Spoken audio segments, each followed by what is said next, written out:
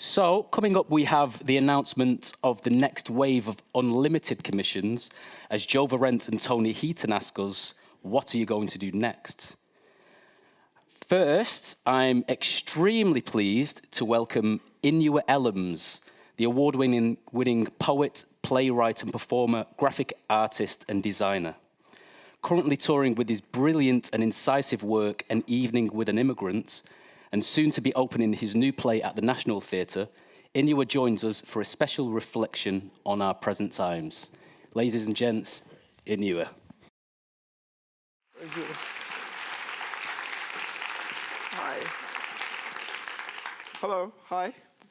Is this on? Am I projecting? I can't tell the difference. Yeah, cool. Okay. Hello. I feel like doing yoga because my body, my muscles have all like, what's that word when they? That's that word. Yes. But anyway. Right.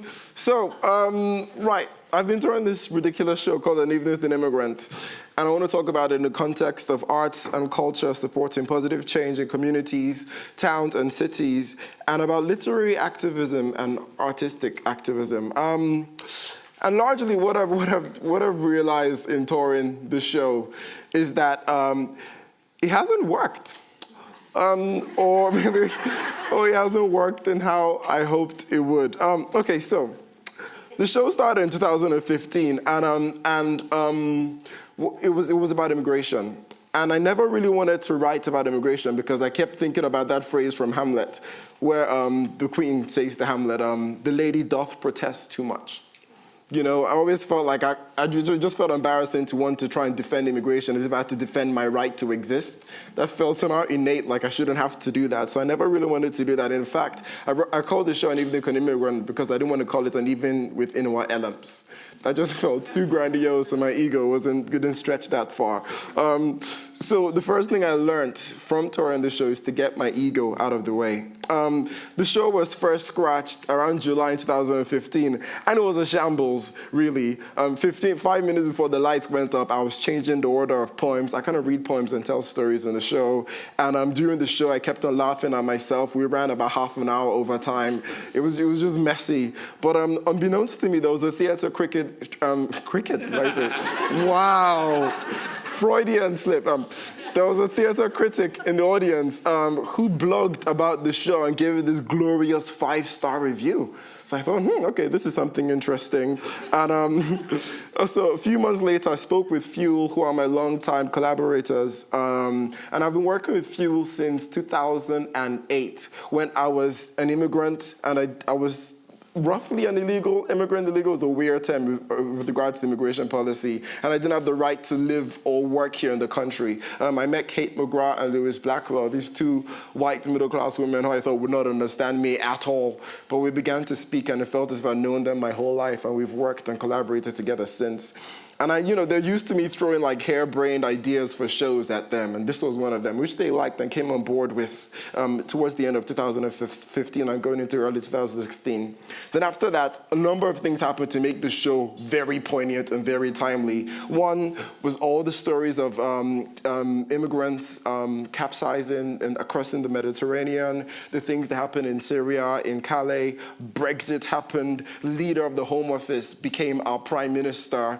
Under her leadership, she released a mandate to make England a hostile environment for immigrants. That is a direct quote, and she's done a number of things to make that actual. And Trump happened, and suddenly the show that I created, because I didn't want to call it An Evening with Inua Ellams, became extremely, extremely topical. And I realized and learned something else about poets, which is that they're always a little bit kind of ahead of the curve. Which is, John Keats says that poets are the midwives of reality. And I like that, they kind of give birth to shit. And so one thing that I learned in creating the show is that I am sometimes ahead of the curve.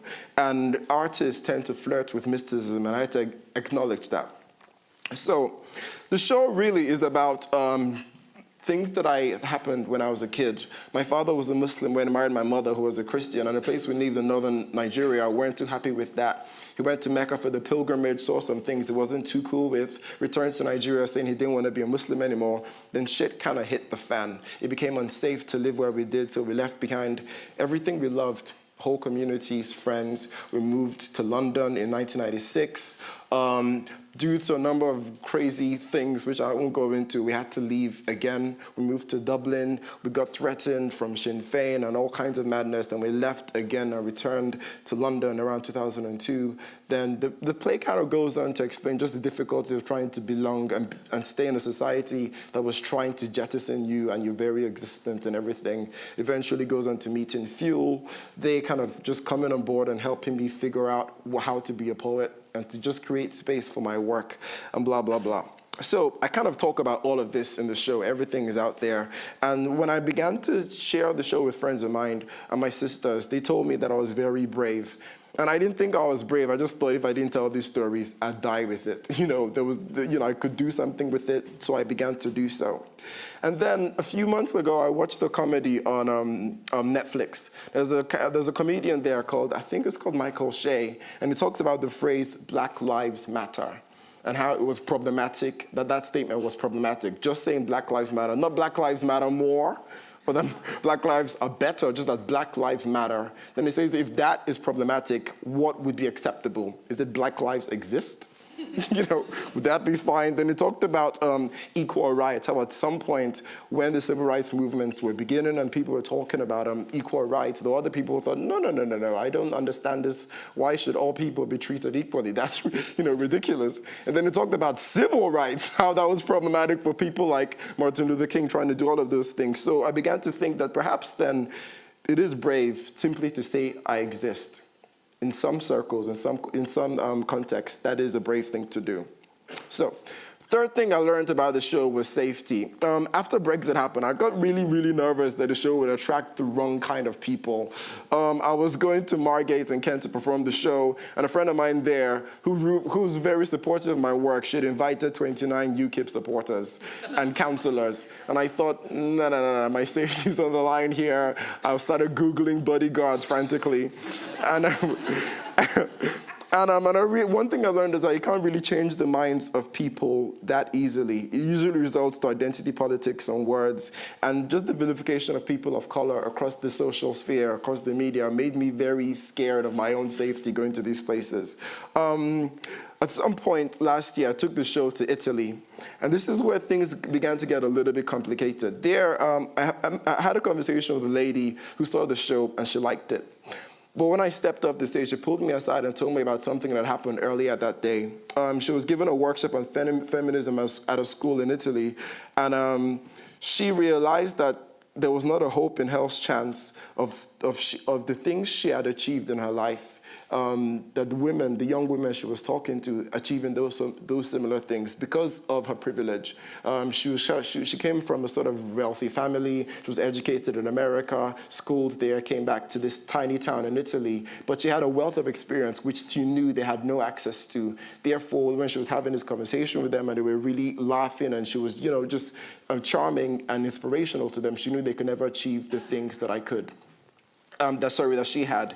In the show in Italy, there were lots of young black men from the African continent, immigrants who had arrived there, and she told me that also they could not have achieved the things that I achieved. And she began to essentially point out my privilege.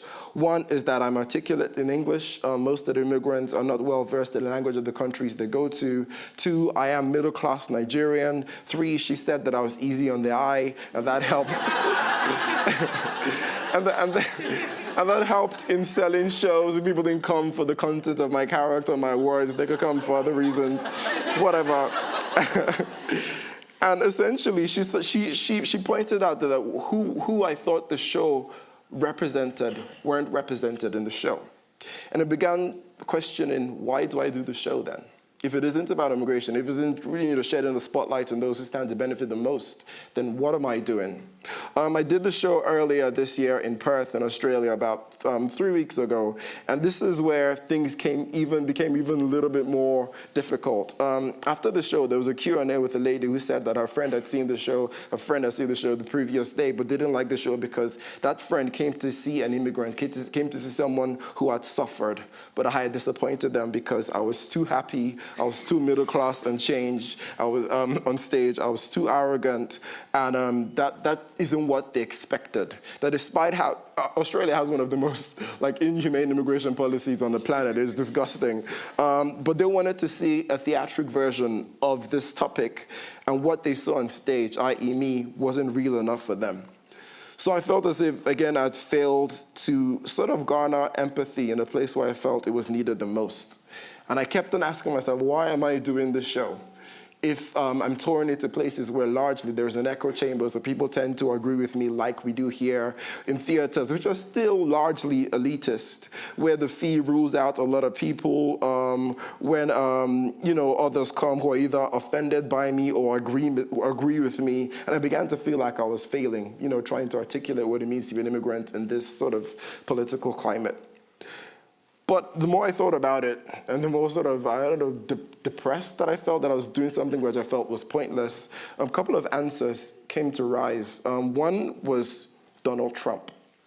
And by that I mean, I remember reading articles about people who were blaming Trump's victory on whoever they did. And someone pointed out that those kind of people who live in metropolitan areas, who live in liberal bubbles, they go home to their families in less cosmopolitan places, and sometimes they are too embarrassed to be with these conservative members of their family, these immigrant-fearing folks, and they're so embarrassed they just want to return to cities and never actually have conversations discussing the topic of immigration and the repercussions in our cities, etc.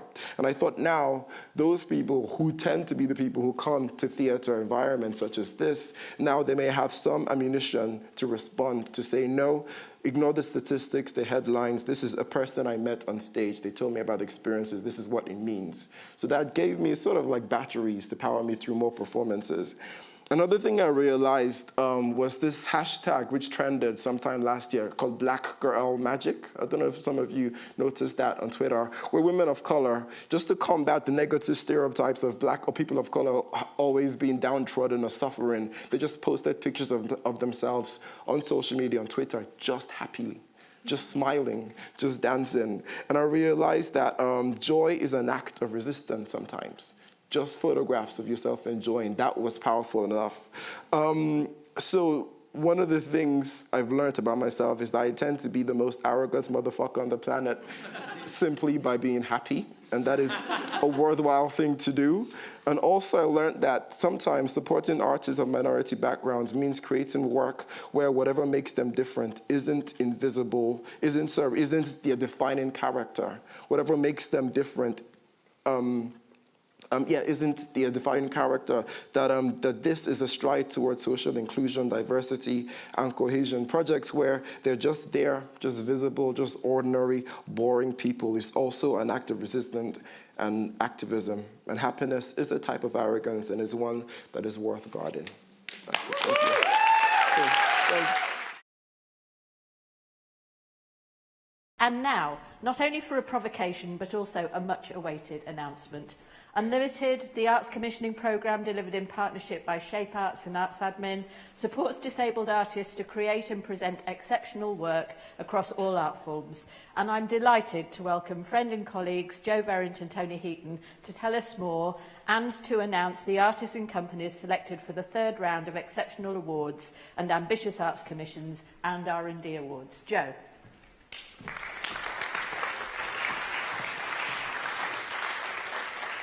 My name's Jo Verrent. I'm the senior producer for Unlimited. As you know, we're a commissions programme supporting disabled artists to make excellent work. Unlimited should not have to be here. None of Arts Council's strategic diversity programmes should have to be here.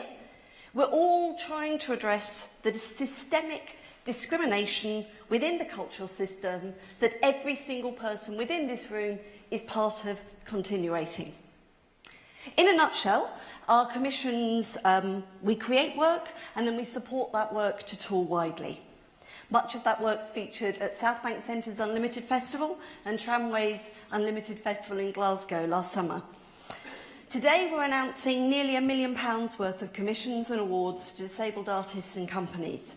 They're full commissions, research and development awards, awards for emerging artists who do get paid, and international collaborations.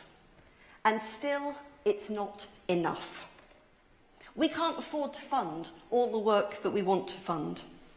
In addition, we're committed to supporting all of the artists who got onto our shortlists to try and find the funding and support to take their work one step further if we haven't been able to offer an award. Over to Tony in Manchester, hopefully. This is where it all goes horribly wrong. I'm Rex Secco, by the way.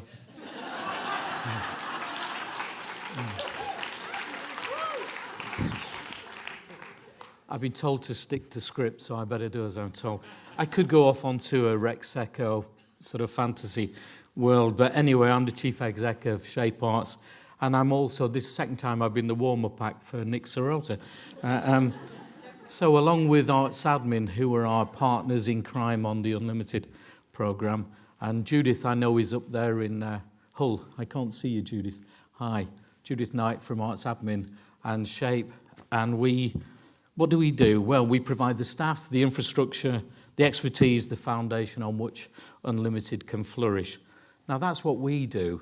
And really what our provocation's about today is, what can you do?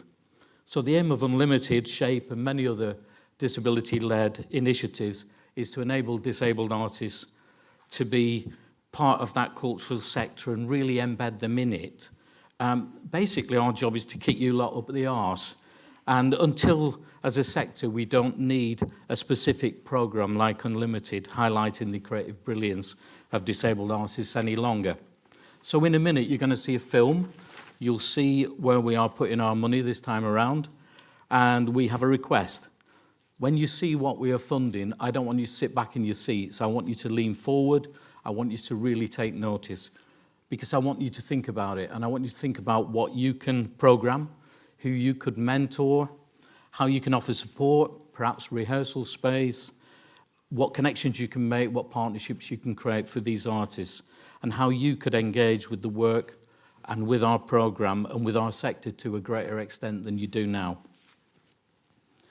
At the very least, you can share the news, talk to a colleague, and share this film, start a conversation. Okay, let's see what we're supporting, and we're going to run the short film. Anything could happen. What's the film?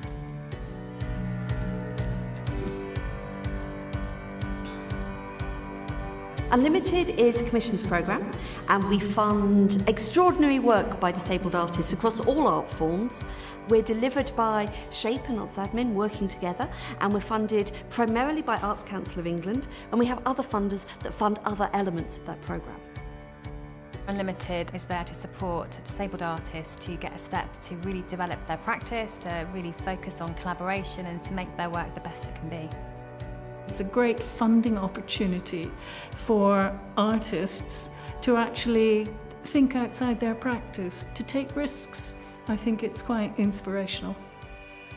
Where we are now is incredible. We've made decisions about which work we want to fund. We're funding work across 3 strands. Our main strand, which includes main commissions and research and development awards, our strand for emerging artists, and also international collaborations.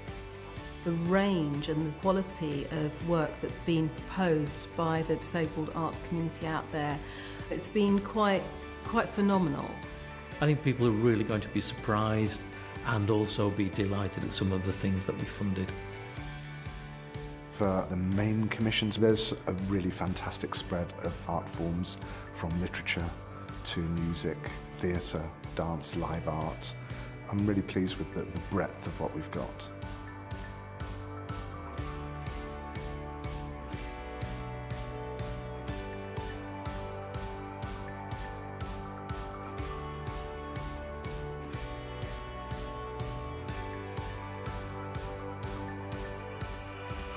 We're funding some research and development awards. These have always been a really integral part of Unlimited.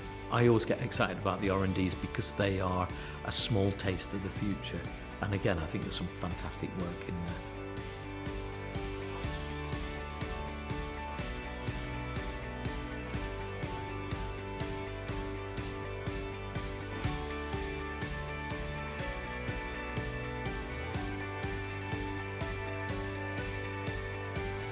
We've never been in a position before to fund the work of emerging artists at this level.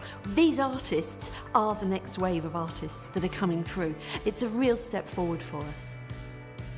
I'm really looking to see how young disabled people respond to the world today.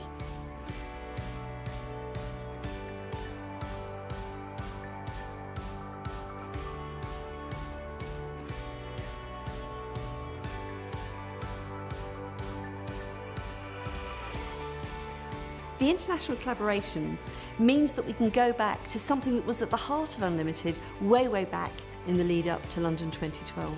And each one has so much potential, not just to change the career trajectory of the artists, but also of disabled people on the ground in those countries.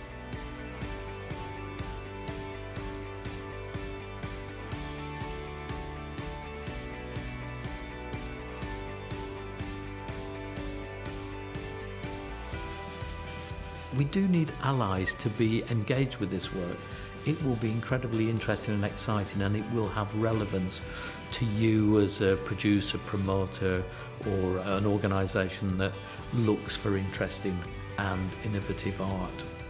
This round of commissions and awards really has the potential to challenge and change the cultural landscape. There are so many ways that you could get involved with this programme. Talk to us. Disabled and deaf artists are really challenging the status quo about what the arts is, who it's for, who can be the makers and creators of art. And I think it's exciting because Unlimited can push the boundaries to create work that can really have an impact. It's so important.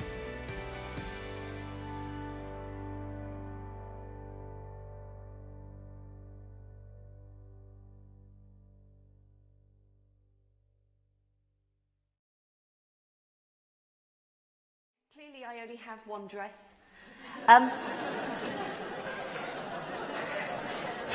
There's work in that mix that is overtly political. Joe Bannon's We Are Fucked, performance exploring female desire, sexuality and neoliberalism. There's work there that's about engaging with the public. Viva Carnival, a carnival of learning disabled carnival makers on the Isle of Wight, partnering with a disabled carnival company in Brazil. There's work from household names. There's work from emerging artists, and not all young. There's visual art, tapestry, glass and fabric painting, there's breathing sculptures, there's film installations, there's theatre, there's dance, including deaf street dance, and a duet between a deflating helium balloon and a dyslexic woman on roller skates. It's all there. There's nearly £1 million worth of provocative, challenging work there. You can't say that there's nothing there that doesn't appeal to you. They can't say that there's nothing there that doesn't at least make you curious and want to find out more. And it's not just this work. There's another way to offer support is to engage with some of the work, as I said before, that we couldn't fund. Everything on the shortlist is exceptional. They were all brilliant, and we'd love to talk to people about taking that work further too. Back to Tony. Hello, Rex again. It's Unlimited. So Unlimited exists because the arts sector as a whole still creates and perpetuates barriers that prevent disabled people from achieving at the level that they should. And if you don't believe me, check out the data. Think about your organisation. Disabled people are underrepresented in every single part of the industry. Audiences, participants, artists, board members, employees, from volunteers to chief executives. Repeatedly, statistically underrepresented in every single funding pot going. So we call this provocation, what are you going to do? Because we need to change that. And that's the real question. There's really very little point in Unlimited commissioning work if the rest of the cultural sector then sits back and does nothing. So we're asking you, and we're asking you very loudly and very clearly, what are you going to do? What are you going to do? And perhaps one of the first things you could do is help us to share this video. Simply come and have a chat with us tonight or tomorrow. We know that Joe and Judith Knight from Arts Admin are up there in Hull. I'm here. I'm going to be here tomorrow as well. Many of our funders are in audiences in both places, from the Arts Council, from the British Council. There are artists that we previously supported, such as Jess Tom, Tourette's hero, Sabrina Shirazi, Tamsin Ace I saw in the audience doing a sort of sweet rapper gig. She's up there also in Hull. And we've got people who've been working with us over the years, so Battersea Arts Centre, right up our street, and the Space. And they'll tell you how fantastic working with our artists are. I meant to say that Tamsin Ace commissions the Unlimited Festival on the South Bank, at the South Bank Centre, and uses a lot of Unlimited commissioned artists to build that festival around. So also here in Manchester, we've got Clara Giraud. Clara, I know you're out there. Give us a wave. Clara's based at Arts Admin. Also out there is Sokni On. Hi, Sokni, give us a big wave. So Sokni's from Epic Arts in Cambodia, and she was on our international selection panel. British Para Orchestra are here somewhere as well, and they're one of our main awards. And also, we've got strong partners and allies, such as the Salisbury International Art Festival, who I was speaking to earlier, Watershed, Drake Music, and Sound and Music. So talk to us, start a conversation. We're usually easy to find. We'll certainly be in the bar celebrating afterwards. So come and we could buy you a drink, maybe, I don't know. But we'll be in the bar. We want to say congratulations to all the artists who've been awarded commissions, and for all the artists who didn't get commissions. And it's really, you know, it's always very difficult and it's always very competitive, but you've still got our support and you've still got our advocacy. And now it's over to all of us as a sector to really support these artists, get behind them, and it's over to you lot. So cheers, congratulations, thank you, and see you for a drink later. Okay, thank you.